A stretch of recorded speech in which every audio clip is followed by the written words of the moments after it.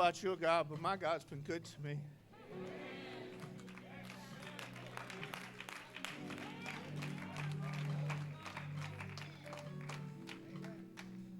He keeps on blessing me. Through this tough time and through this struggle, we've never had to wonder where the next meal came from. Never had to wonder where I was working. I worked the whole time. And I'm not trying to put that out there and say, look at me, I'm grateful.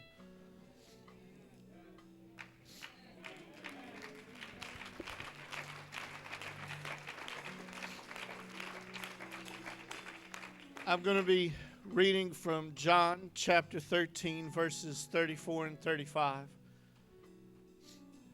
While you're getting that, I want to thank God for having such great pastors.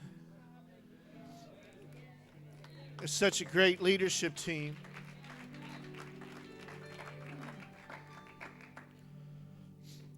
Verse 34 says, "A new commandment I give unto you, that ye love one another as I have loved you, that ye also love one another. By this shall all men know that ye are my disciples, if ye have love one to another." You may be seated.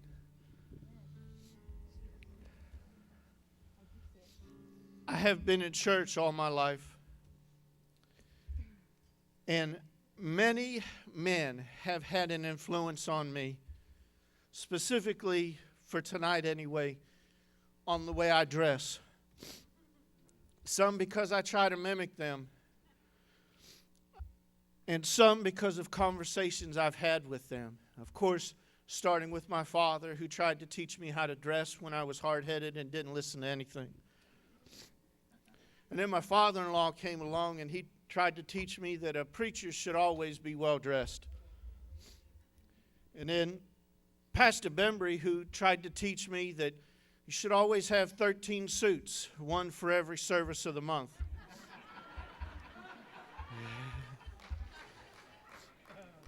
And the way you do it, you pull one out here, put this one on. When you take it off, you put it back here, so you rotate it through. And I'm not meaning to make fun of anybody. I'm truly grateful. But this 5-spot was encouraged by conversations with Pastor Towns. He taught me about power suits or business suits. And he would talk about them. If you're a young man, you've had these conversations. There are 2 or 3 button suits, gray, tan, brown, dark blue, or black. The shirt can be any color, but the most business basic shirt is white. Now, I'm not trying to tell anybody how to dress, okay? That's pastor's job.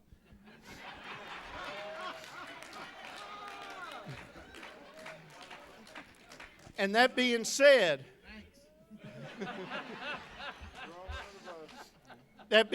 how many of us guys can be honest and say we've got a suit in our closet we bought from a thrift store? No shame in our game here. But what I want to talk about tonight is what I'm going to call the power suit of power suits. It's a black suit with a white shirt. You see, what makes the suit so special is that the 2 colors involved.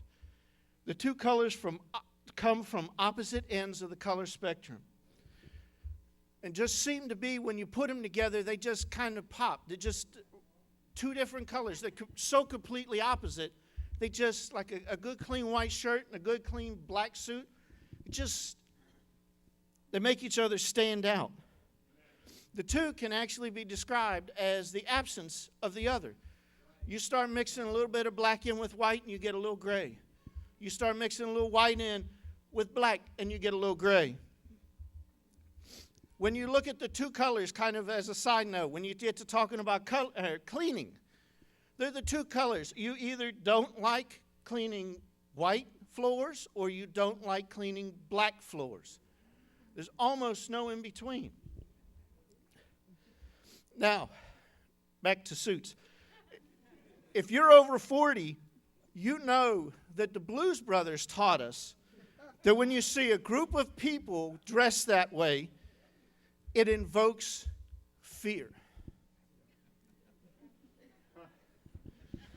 How many people know I'm not really talking about suits? Genesis chapter 11 tells us the story of the Tower of Babel. Talks about the descendants of the flood who built a tower so that they could never be killed by a flood again. God separated them by giving them different languages. This was done as a punishment. To me, this tells me that we were never meant to be separated. Or the word we like to use today is we were never meant to be segregated. That's good. That's good. Anytime we go anywhere, we like to know where the lines are drawn. We like to say, okay, well, my African Americans are over here, my white people are over here, and everybody else is somewhere in here. But what do you do when you walk into a place like this? We're all over the place.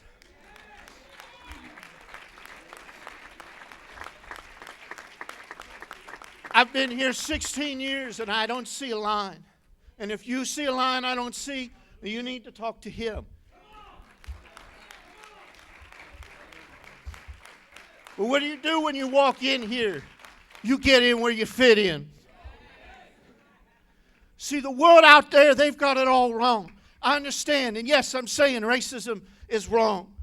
But the way they deal with it, to me, is wrong. You see, we need to teach them about brotherly love. We need to show them how it's done. When they come in here from out in the world, they need to feel brotherly, sisterly love. They need to see brotherly, sisterly love. And I apologize, but I'm not meaning to set things straight, but I feel like as a church, as a part of this church, we have it that way. I feel like, but I guess really what I'm trying to say, what I'm trying to get at, is that we need to anticipate this. This is what they're seeing, what they're struggling with. Walking in saying, okay, well, there are lines drawn everywhere I go. No. Come on to church. Come on to my church. Be blessed, church.